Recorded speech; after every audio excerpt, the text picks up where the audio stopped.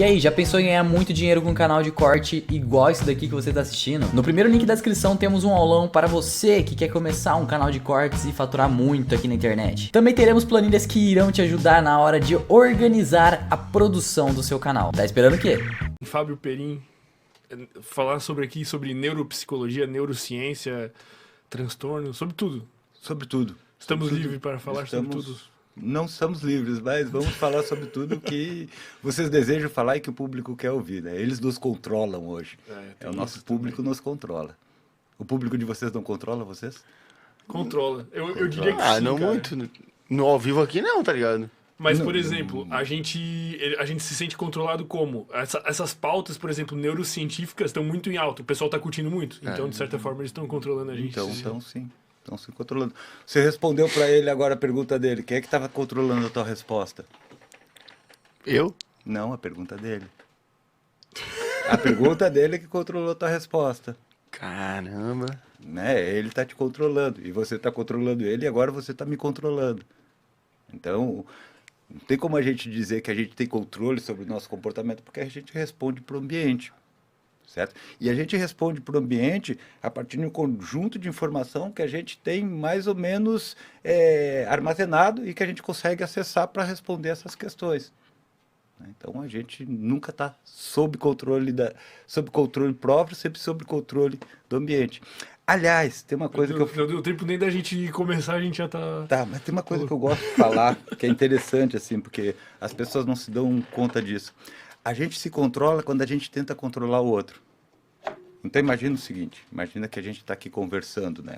Então enquanto eu estou conversando com você, eu estou, ao mesmo tempo, meu cérebro, ao mesmo tempo, ele está fazendo o que a gente costuma chamar de teoria da mente, que é tentar entender o que vocês estão querendo e como que vocês estão processando essas informações. E aí ele vai adaptando essas informações para chegar no objetivo dele. Quer fazer vocês compreenderem isso ou assumir o mesmo ponto de vista que eu. Uma manipulação.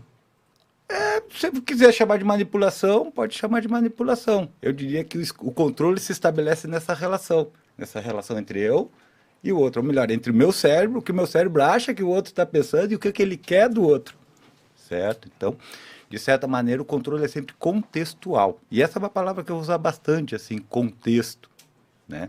Porque a gente acaba criando situações na qual a gente tem demandas para responder. A gente criando situações, as situações vão criando demandas para nós responder. E a gente vai buscando, o nosso cérebro vai buscando essas informações, organizando elas para que a gente possa dar conta dessas demandas. Então essa história assim de eu me controlo ou eu controlo as situações, ela é muito relativa. Porque ela está muito ligada à forma como a gente experimenta essas situações, certo? E aí tem um detalhe que para nós é importante, assim, né? Eu gosto sempre de começar a falar das coisas a partir de um ponto de vista que para mim é essencial para a gente entender o trabalho da psicoterapia e, de certa forma, também o trabalho da avaliação neuropsicológica, né? O que está em jogo numa ciência psicológica? A experiência do indivíduo. Né? Por que eu falo da experiência do indivíduo? Porque se a gente for parar para pensar, tudo que existe está, de certa forma, dentro da nossa experiência. Não existe nada acontecendo fora da nossa experiência. Certo? Tudo que a gente vive e experimenta é o que está acontecendo aqui e agora. A nossa realidade é limitada aos nossos sentidos. A nossa realidade é a nossa experiência. Você está dormindo, está tendo um sonho. O teu sonho, naquele momento, ele é real, certo? Enquanto você está experimentando, ele é real. Depois você acordar assim, foi, graças a Deus, passou. Dependendo do sonho, até ser, puta, que bosta, né? Mas enquanto você está ali sonhando, enquanto o cérebro está ativo durante o processo de sono, né? Fazendo seus ajustes metabólicos, você gera uma experiência. Você gera uma experiência, e essa experiência, dentro daquele contexto, pode ser efetivamente confundida com uma realidade. Né? Então, a gente está, de certa forma, preso nas nossas experiências. Né? Nós somos um produto das nossas experiências. E a nossa experiência é um produto do sistema nervoso central. Né? Isso é interessante também para a gente colocar. Então, quando a gente pensa em psicologia, do meu ponto de vista, a gente está pensando na experiência individual.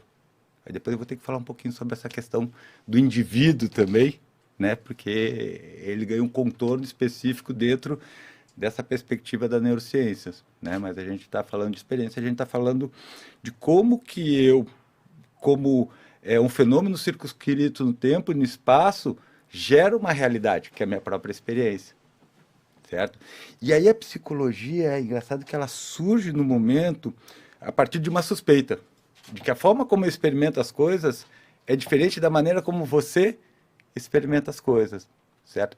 Na verdade, essa é uma questão bastante antiga na psicologia, né? A psicologia, ela em muitos aspectos, ela é herdeira da física, né? Porque no século XVIII, XIX, quando a física começou a se desenvolver, a gente tinha um problema com as medidas, porque com as medidas eram feitas com cronômetros, com observações sem grandes equipamentos, a gente podia ter diferença de uma medida, por exemplo, uma medida do corpo celeste, de um observador para o outro. E aí nasce uma disciplina da física que vai se chamar de psicofísica, né? Encabeçado por alguns autores como Fichtner, Titchener, que são caras que vão tentar entender como é que ocorre essa percepção e como é que ocorre essa distorção da percepção. E isso vai dar, de certa forma, origem à psicologia, né? Os estudantes de psicologia sabem disso. Vai ser criado um laboratório específico, que é o laboratório da cidade de Leipzig, né? Que é considerado um ponto inaugural da psicologia como ciência, né? E a partir daí a história da psicologia vai se desenrolando a partir de um conjunto de teorias que vão tentar explicar efetivamente como nós geramos a nossa experiência, né?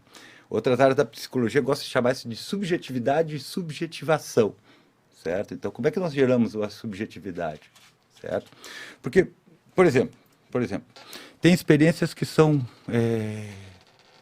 que a gente pode compartilhar. Todo mundo está vendo esse copo aqui.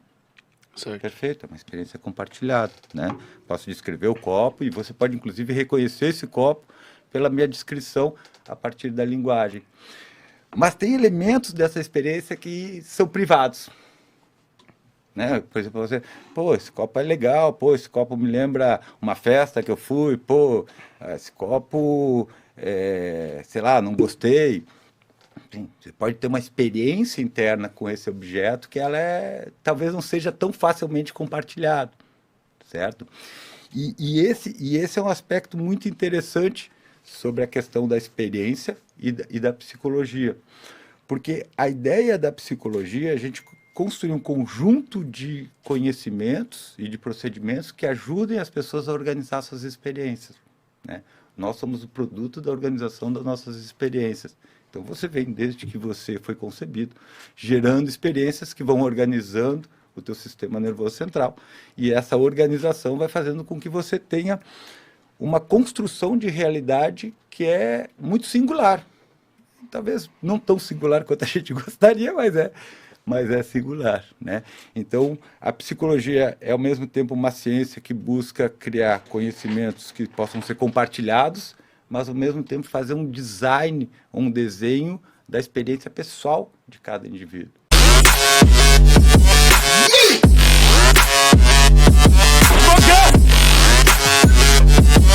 Yeah.